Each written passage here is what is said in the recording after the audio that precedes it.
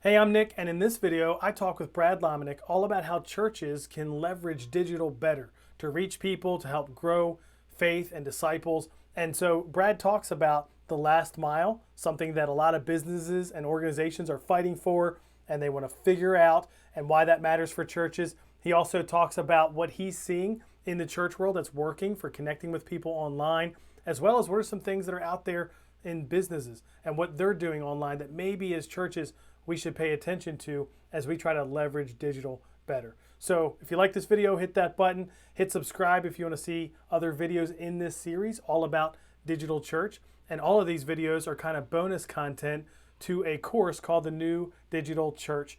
The course is all about helping your church reach and connect people online using strategies and tactics that have been used in the business world, but not as much in the church world. So if you're interested in that course or anything else, you can find those links in the description below.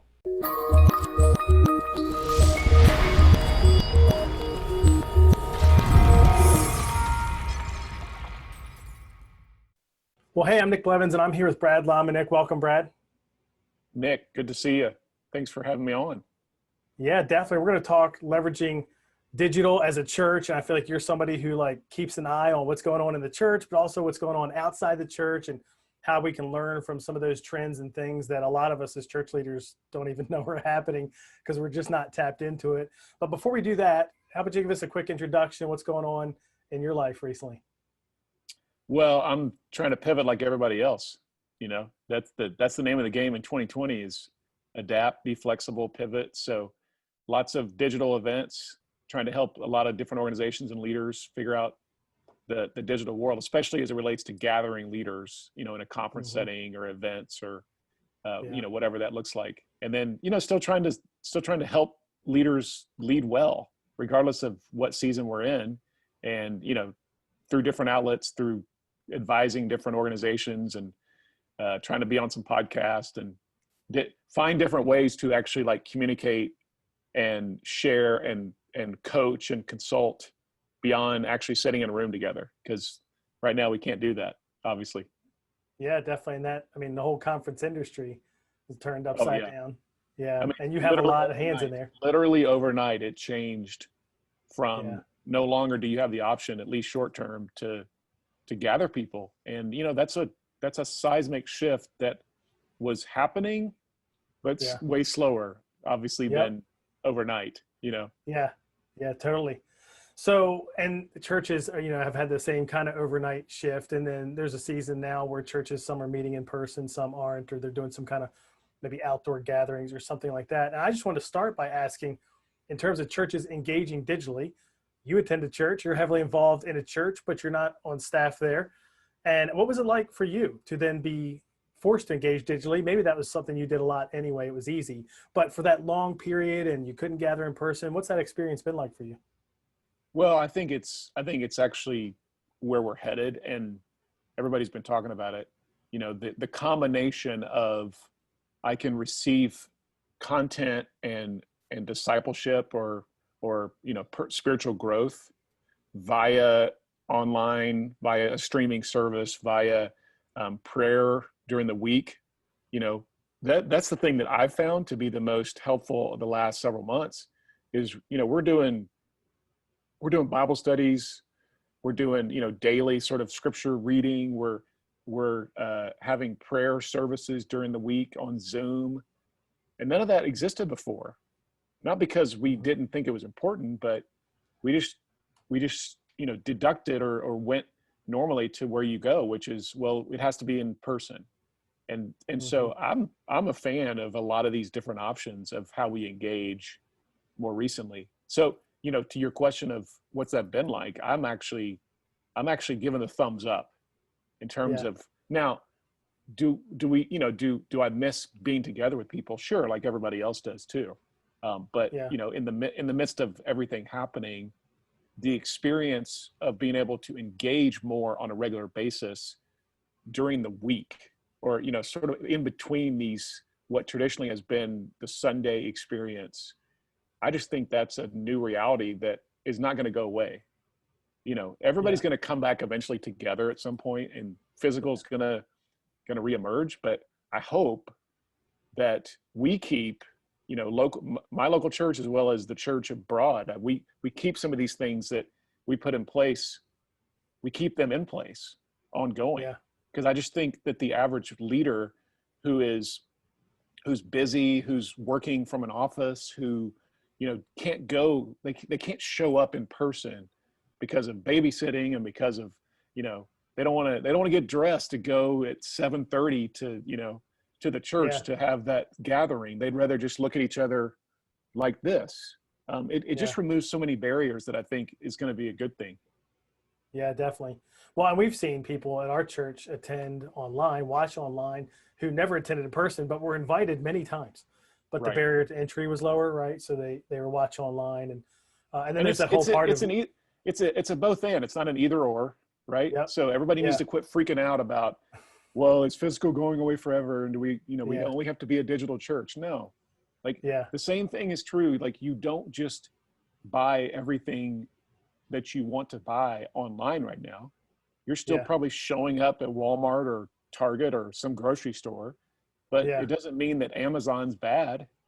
yeah, It's both and. You want to have options. So I think it just gives us more opportunity than ever before to actually reach more people, and that's a win for the church. yeah, absolutely. I want to talk about like what you've seen churches do, to leverage digital well. And maybe it was, a year ago or 5 years ago, but maybe it's now you've seen more. And you mentioned a few of the things your church is doing to, help lead people every day, not just when they gather on the weekends. And then next, maybe we could talk about what's out there, like in the business world, that we should probably consider as churches, but maybe we haven't. So what are some things you've seen churches do? You're connected to a lot of churches that to leverage digital, and you think that's a good idea. I think we need more of that.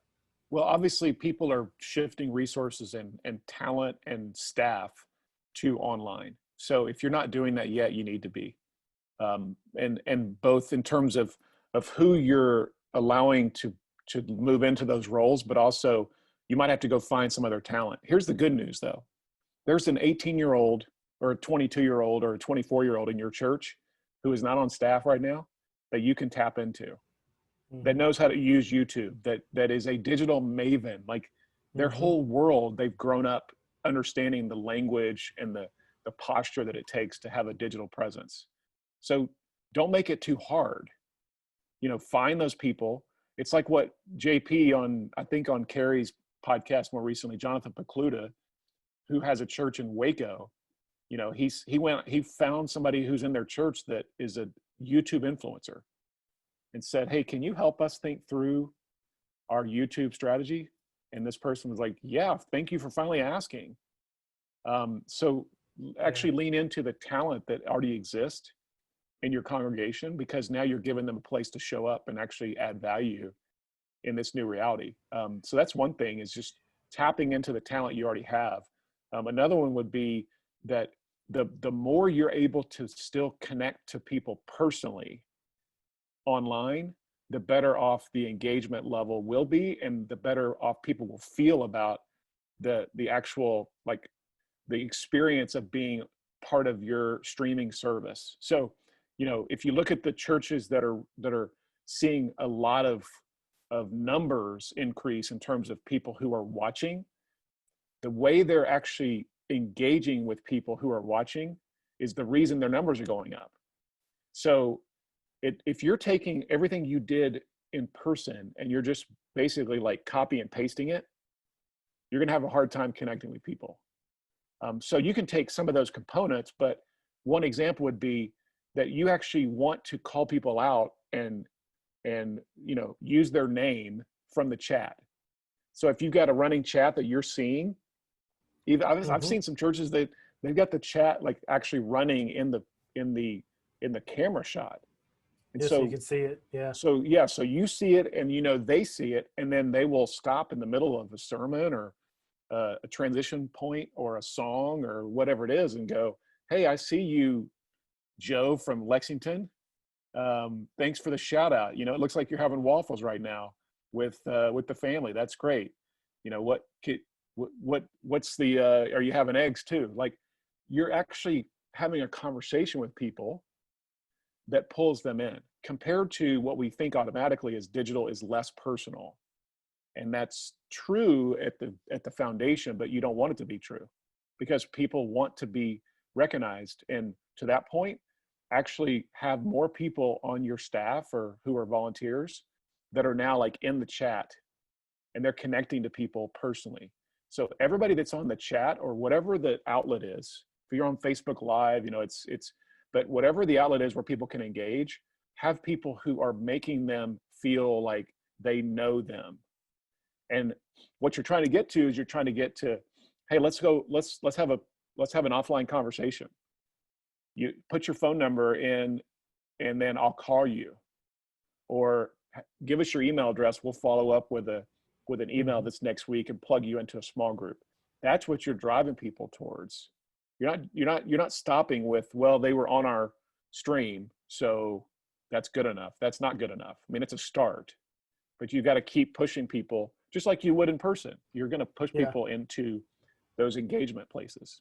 Well, and that's been one of the challenges that I think a lot of churches are dealing with. Certainly we've been dealing with is, okay, so it's great. We've had numerous stories of people where they never came in person, even though I invited them 7 times, but they're watching online.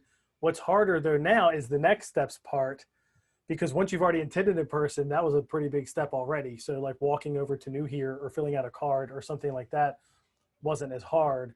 And so what you're talking about sounds like it can help fill that gap and help them take those smaller steps between I watch, you don't even know I'm here, and now I'm connected to somebody. Yeah. And I would argue, Nick, that it actually is harder for it's more energy and it's potentially not happening as much for somebody who comes to a church for the first time in person and then actually fills out a card or takes the next step or goes to the small group area or I'm new here, because that's actually kind of intimidating Oh compared yeah. to somebody online who's streaming. They're watching the stream, and then they have somebody who interacts with them in some digital fashion and says, hey, why don't you, it's good to see you, glad you're here, why don't you give me your email address and we'll follow up with more information about how you can plug in.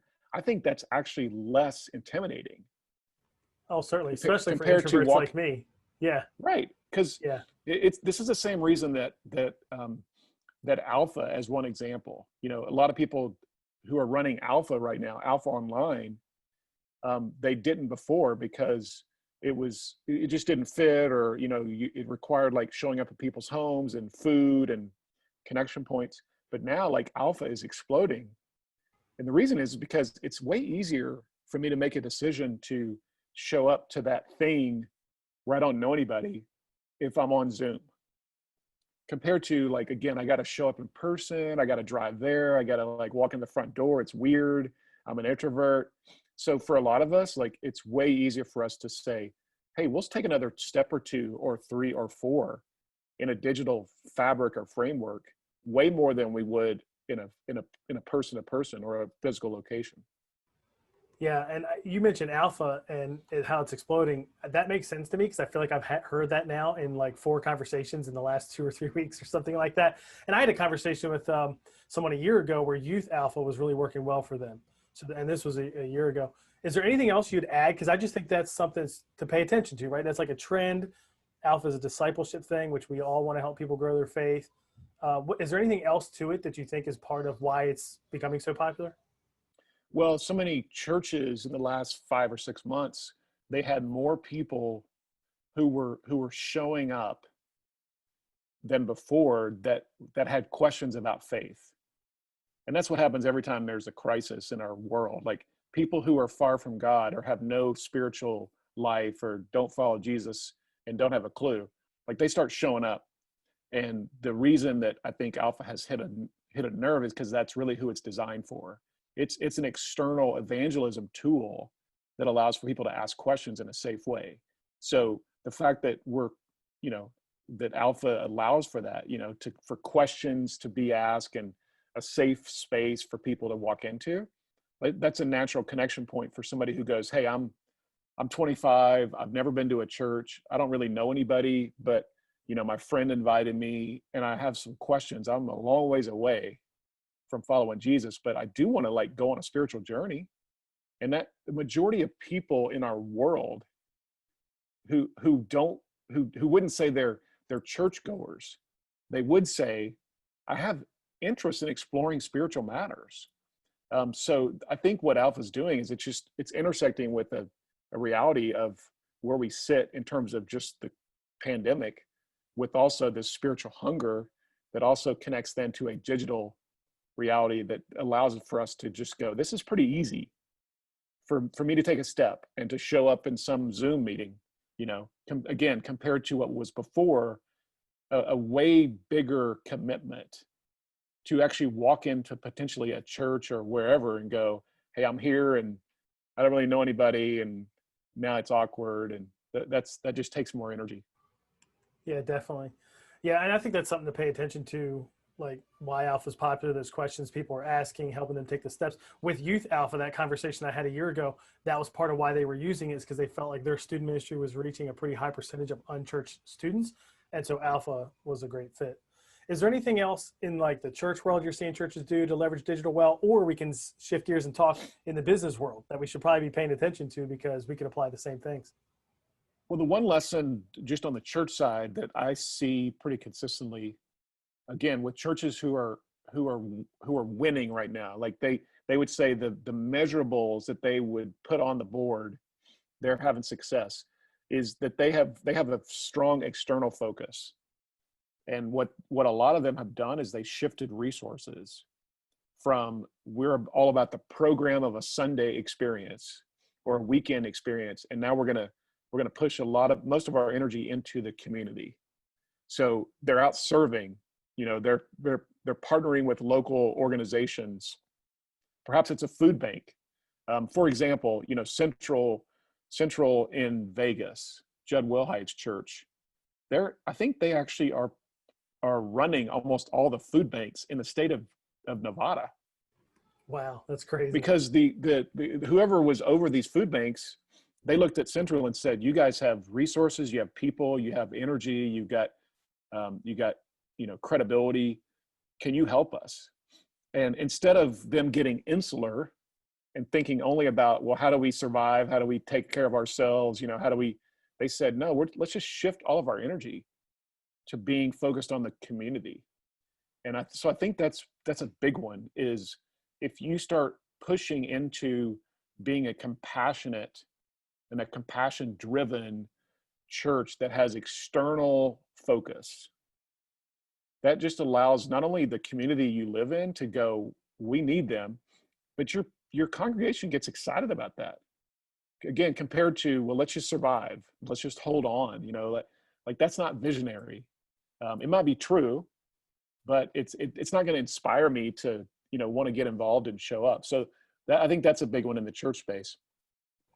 Yeah, and I know a number of churches. I know part of the concern when COVID hit and churches weren't meeting in person was giving, and like how are these churches going to survive financially? And some have probably not done well, but all the churches I talked to, most of them have done way better than they thought. And in many cases, if they were doing something external like you were talking about, that and the generosity seemed linked. Like they were just growing in their giving because they were turning around and giving it back to the community. So that makes sense. How about the business world? I know that's one of the things I love listening to you talk about, is all these things you pay attention to, and sometimes you use phrases I've never heard before. And I feel like I'm fairly tapped into technology and stuff like that. That's a little bit of my background, but I always learn from you because you just have a good sense for seeing like trends or patterns or what's happening that is not popular yet, but it's on the way. What's out there that churches should be thinking about, watching, because you know what, we can maybe use that in the church too. Yeah, I mean, I do try to keep up with what a lot of people are talking about, whether it's corporate or education or the government or the social space, entertainment. So a couple of things. One is that everybody's thinking about this last mile, and the last mile meaning that it may not be a literal mile, but there is a sort of a fight for owning or having a sense of agency over the place that's closest to your house. So if you have a home that you live in, there's wires running in, there's lines running in, there's digital running in, there's phone lines like there, and then think also about, well, the ones who are delivering things to your house, who owns the distribution to deliver, to actually show up at your doorstep. And this is like been going on for quite a while, but obviously COVID sped everything up. And the lesson that I think churches need to be aware of is, again, like the business world, the corporate world has already, like we're talking about house church. I mean, the business world has already shifted there 15 years Yeah. ago. And they Yeah. realized pretty quickly, hey, like people are going to stay home and watch movies. They're going to stay home and order groceries. They're going to stay home and just fill in the blank. So that last mile or the last half mile, or the real estate closest to your home, figuratively and literally, is where a lot of the competition is right now. So as a church, we got to get over, well, I'm not sure about this house church thing. And, how are we going to create a sense of authority and the appropriate theological structure? Okay, yes, that's important. But everything is moving to a micro home model. And so if, going forward, we have to think we might have one building, but we've got 500 locations if we're a church of 500 people. Because the home is going to be more than ever the center of the conversation of where I do life. The same thing's happening in schools right now. If you have kids in public or private schools, doesn't matter, in the elementary, middle school, high school world, the micro school is a fad that will soon be at the top of the conversation. And here's what's happening. Like, teachers are going to start getting hired privately by a pod of 20 families who say, hey, we'll hire you.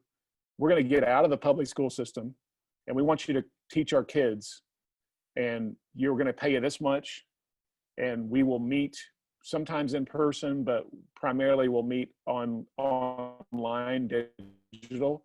But you're basically going to tutor our child or our children, and we're going to pay you out of this little micropod, the micro school that we put together. You talk about a game changer.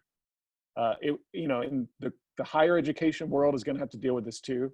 So, I mean, obviously the business world, remote learning, remote working it was already there, and it's now been sped up. So everything about our world, and I don't necessarily agree with it, but everything has moved to that we're gonna get together less. We're gonna actually gather less. We're not gonna be in buildings together. We're not gonna work together. So the church has to be thinking, how do we still connect with people in that new world that's going to exist? And if we can hit the felt needs of belong, identity, a sense of community, a sense of purpose, with all that in mind, we're gonna still have relevance in the conversation.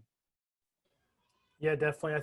I think education, you probably felt this too. There's so many like online courses now, and I'm talking about even in the business world, where hey, you want to go learn that, you can take an online course here. And many times it's a fraction of what I paid for my college or Right. master's degree, right? Because it's just cheaper. It's online. It's a different thing. Now, it doesn't have like that certification attached to it, all that stuff. But it felt like even before now, some of that was going downhill anyway.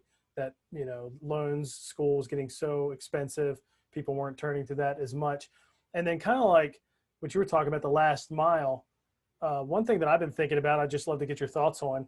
I was talking to somebody the other day about church websites, and he was saying how what's interesting about a lot of church websites is you can go there and you can browse a lot and not find out about Jesus for a while. And I was like, that's funny. It's kind of true, because a lot of it would be about coming to the service or watch this service, and you're going to hear about Jesus there. But I know what he meant. It's kind of like if you're new and you want to learn more about faith, church websites aren't usually like the place where you can go figure that out, right? A lot of them don't have anything for you to learn this more or whatever. And I've thought about the idea of more, and this is not new, but again, COVID sped things up, more of our resources, content online, on demand, on our church site. Is that something you think is going to be more? Are churches doing that now and it's working? Where, like, I know Financial Peace University, for instance, has completely pivoted, and our church is going to adopt like what they're doing, where now our people be able to take that online at their own pace. Do you think that we're just going to see more and more of that? Yes. So what you're talking about is a shift towards courses and curriculum, so that the church could potentially be known as a learning institution as much as a gathering institution. Yes, exactly. And now you probably think of it a little bit like that, but only with teaching, like, or if you go to a Exactly. class physically or something like that. Yeah. Right. So where the culture is shifted and headed is that I'm able to I'm able to piecemeal my experience of learning in any way I want. And so even if it means, how do you get your degree going forward? Well, an average, potentially an average 19, 20-year-old 5 years from now, they would look at you and go, what do you mean? Like, my ability to Yeah. build my own degree is that I piecemeal a bunch of stuff together. And this has been happening for quite a while. Like, the downfall of the traditional 4-year college degree. And so again, the shift is for churches is, let's get ahead of it and let's start thinking about courses. So John Tyson, as an example, is Trinity Grace Church. I'm sorry, he used to be at Trinity Grace. He's now Church of the City in New York City.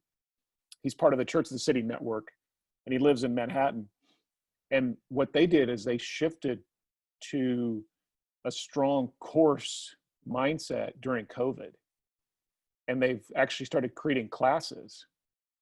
And they've been putting, curriculum to these classes. They're all free, but and they've had like significant response from people who live there, because they're starting to see that, oh, it's not about me showing up somewhere. And like you said, the website is just directions to how to get to, the building we meet in.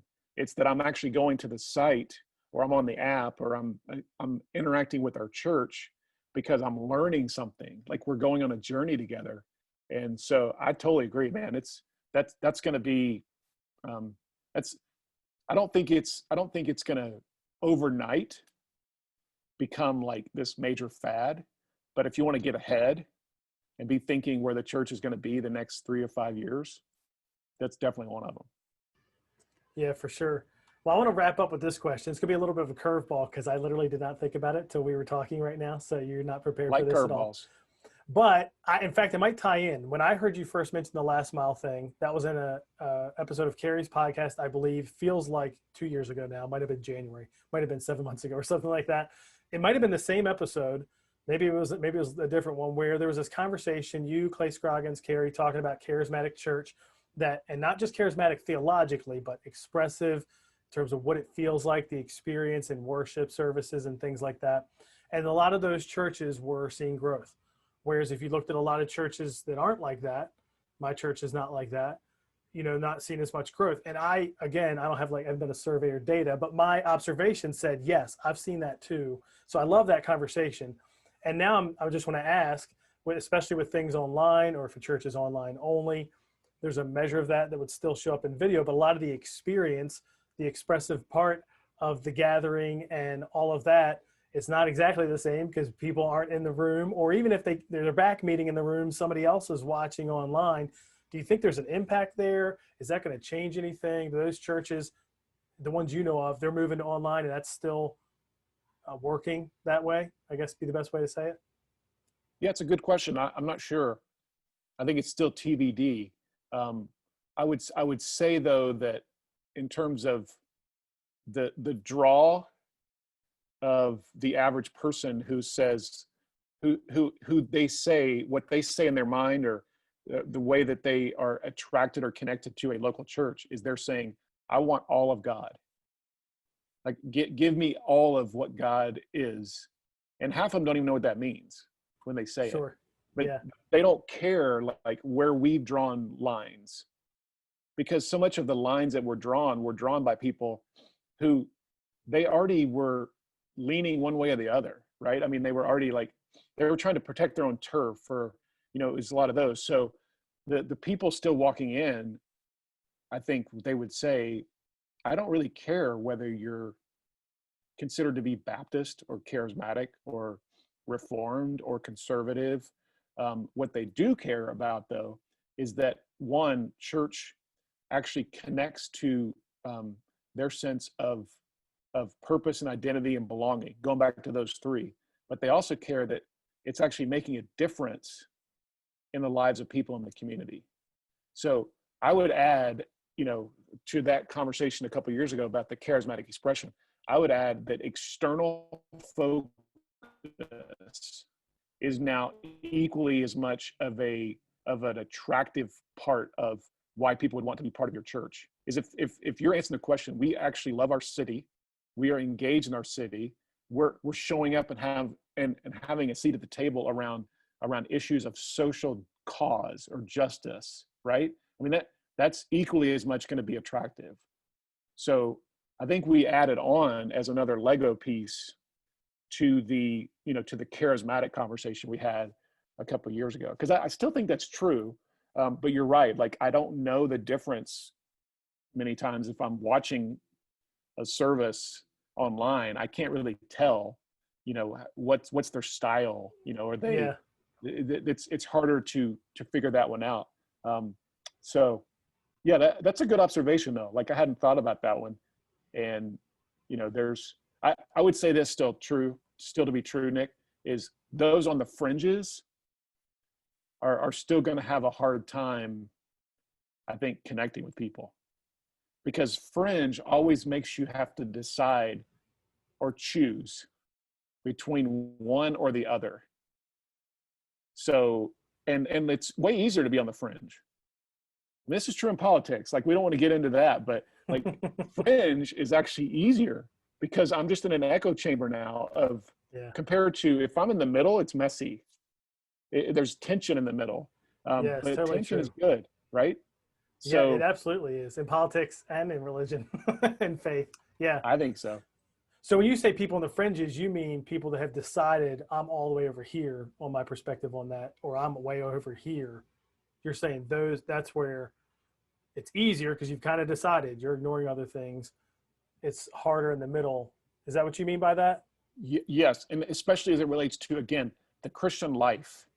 Yeah. Let's just take that as the big bucket here. Like the life of following Jesus, the answer is not always on one side or the other. Yes. As it relates to style, as it relates to singing preferences and songs, as it relates to preaching style, as it relates to engagement in the community, as it relates to, how do we steward our resources? Are we building focused, or are we out serving? How do we hire staff? Like, where do we put our emphases? Do we really like put it into kids, or it's all these things? And if you just take sort of one approach because of something that was handed down to you, or and we have to measure it, and we have to analyze it. We have to look at it through the lens of Scripture. But again, they're just, I think the next generation doesn't want us to only choose how we engage or what we look like as a church based on sort of one model that has always kind of been traditionally true, because that's not what life looks like. So you're right. Yes, the messy middle is the place that is harder. But I think when we hang out there in the tension, we will attract, because here's what it is. It's more authentic, I think. That's true. I think you're more transparent and authentic when you are hanging out in the middle. And don't look at it only at middle, meaning like the way I view politics, because that's what we automatically go to. Sure. And that's only one sort of slice in this bigger conversation. Yeah. Well, it even applies digitally too, because you were talking about, right. We don't just live our lives online. We don't just live them in person. It is some kind of a mix. And so as churches are leveraging digital, that's something to think about too, is how are we doing both well? And the thing I'm trying to think about is how do they work together well? Like, it's not like that's just some other ministry or some other person's job or whatever, which was online campus for a little while, or online church, whatever. Is like, it's your deal. But how do they work together? I don't know if we figured that out, but that's what we need to figure out, right? Yes. And again, it's so much easier as a leader. It's so much easier to lead people when the lines are very clear. Yeah. It's so much easier, because then everybody self-selects themselves in or out. It's harder, but I think it's more appropriate when we hang out in the gray areas, and not gray again on character, not but just gray related Hmm. to even to think of the families who show up in your congregation, right? Because what Yeah, happens yeah, is over time, if we're black or white on issues, then we yep, start to just be echo chambers yeah. to the same kind of people. Totally. That's a good thought. Well, as we wrap up, any last thoughts or anything you want to add? Well, the here's the reality: is change is now not just a necessity, but it's like required. It's a required part of your job description, and not even change like every once in a while, daily change. So just embrace it. We don't know what we're doing. Like one of your realities as a leader, whether you express this verbally or not, is to have a mindset that says, I know it's going to shift. And the reality is almost every day I walk in, I don't have a clue. I don't know what I'm Yeah, doing. I'm going to try really hard to be educated and to lead people well. But that reality of I don't have the answer is a new expression of leaders when we always were looked at to have the answer. So be okay with that. Don't act don't walk around like you've got it all figured out, because automatically you will be discounted because of the fact that nobody trusts you because they know you don't have it figured out, even though you're yeah, saying it. yeah. If they didn't know before, they definitely know now, but they You probably got knew it. before too. That's good. You That's a got good it. word. Well, thanks for taking this time to share with us. I appreciate it. You got it, man. Thanks, Nick.